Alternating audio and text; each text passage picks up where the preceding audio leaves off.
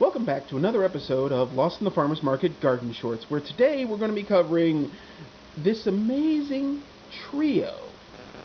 This one's a little sad because it needs water, and then, much like with animal videos, when it's feeding time, one of them gets all dramatic, and, well, you know. Well, in keeping with our context of cold season stuff, we have our next entry. Before you are 3 Collards plants. Collards, it doesn't really matter. It's plural and singular. Gotta love it. The scientific name for collards is Brassica oleracea variety viridis. Now, we've already covered what oleracea means. In Latin, that means vegetable or herbal. But variety viridis means green, give or take. Like sylvan. Sylvan means of the woods. Viridis tends to mean something about green. And they sure are. Now, they're in the Brassica family, which means they're a cabbage. They originate in the Mediterranean and Asia Minor. I'm not precisely sure where Asia Minor is, but Asia is good enough for me, so that gives me a rough destination. Now, they are recommended for USDA zones 8 through 10, some varieties up to zone 6. They're considered a biennial, but there are some varieties that are perennial in certain warmer climates.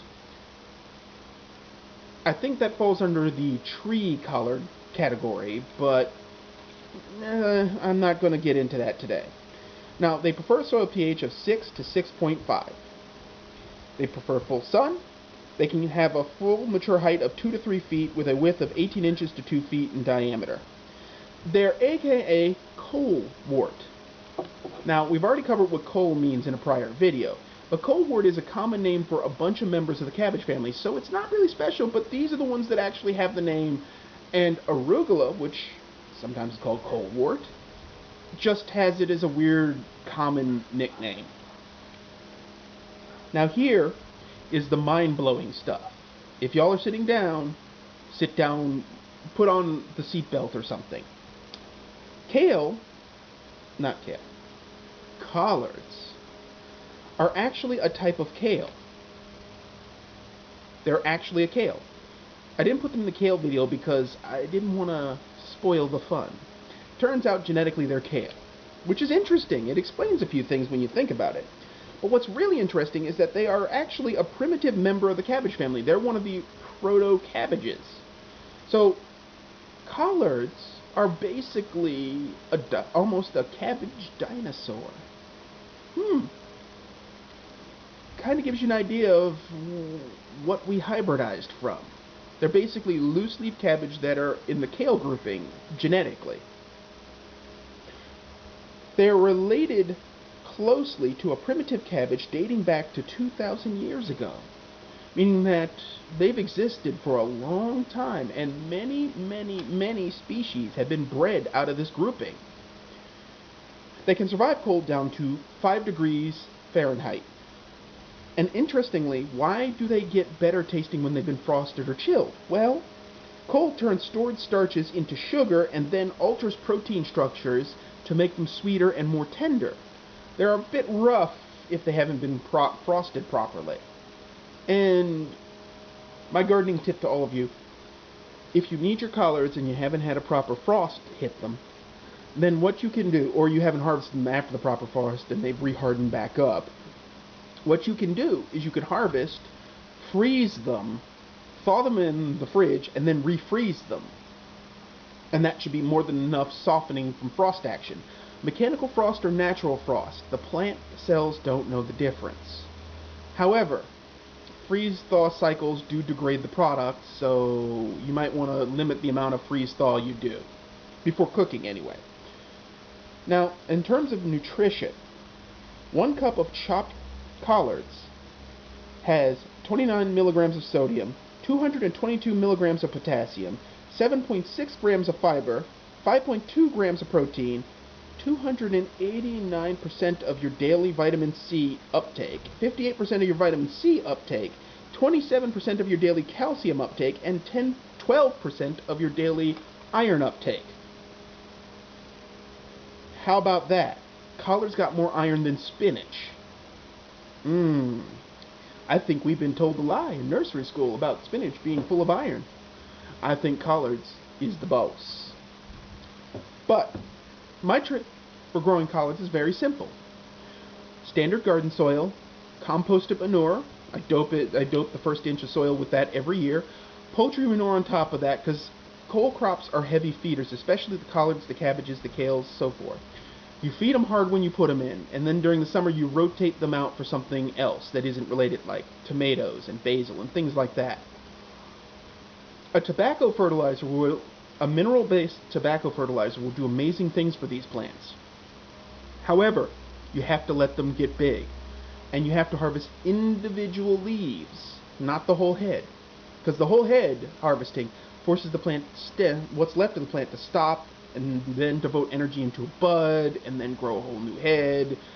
Individual leaves will get you more harvests over time, which then means you get more food, which means more nutrition, which means if push comes to shove, given the pandemic and the possible breakdown of the food system again if it gets worse, you won't starve. And even if that's not the case, your grocery bill isn't as big. I mean, who doesn't want a smaller grocery bill? What kind of weirdo doesn't want a smaller grocery bill? Wealthy people. Anyway, so that's basically the nuts and bolts of collards. This variety is called Carolina. I got the seed for that for the obvious bias reasons. Zone 8A is Carolina, and since we're in the Fayetteville area, I mean, enough said. Now, I find, yes, collards are a southern thing. And yes, there is a New Year's tradition where you cook up collards and black-eyed peas and rice, and that's your New Year's, thing. I throw in mulled wine myself, personally, because, I mean, let's mix the best of both worlds. Have a nice spicy wine that's sweet, and then a side of all of that. Oh, and turkey drums. And they all complement each other in flavor. Turkey drums are pungent, collards are pungent, and realistically, collards are one of the longer harvesting crops that you can grow in this climate. You can start them in the late fall. Well, correction, you can start them as late as the late fall, but you can start them as early as midsummer from seed and have them grow all the way through to almost Easter of the next year, if not later if you're really daring. And it'll be totally worth it. Now, typically, I clear cut everything around Easter, coal related, and replace it with summer crops, but you get the idea. Collards are really easy. They only, much like other cabbage crops, have one nemesis, and that is cabbage moths. Little tiny moths that are usually yellow or white. The white ones usually have a black dot on their wing. They're not very big, and their larvae will tear holes in these plants. These are addressed easily with a little bit of either horticultural oil, neem oil, and diluted in water as a concentrate spray, or insecticidal soap. Their caterpillars die when you shake a Raid can nearby, so it's real easy to control. Or you can let the cold just kill them off. Your choice. But that's all I have for you in terms of collard greens, the ultimate southern staple. If y'all have any comments about collard greens or any notes or tips or tricks to add, please, leave it in the comment section. Like, subscribe, hit up the blog. This is, again, part of a series. We're going to keep going on these cold seasonals. Some of these episodes will get reduxed with field grown.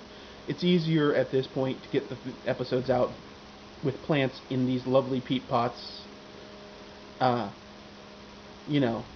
Get the episodes out in this format as opposed to film, where the equivalent plants out in the field aren't so picturesque yet. Give them time. But anyway, remember, folks, it is October. Election Day is November 3rd. Go and vote. This episode might not get posted before Election Day, but I'm saying it anyway. With all that said, as always, folks, keep them growing. Plant collards. You know you want to. Until next episode, thanks for watching.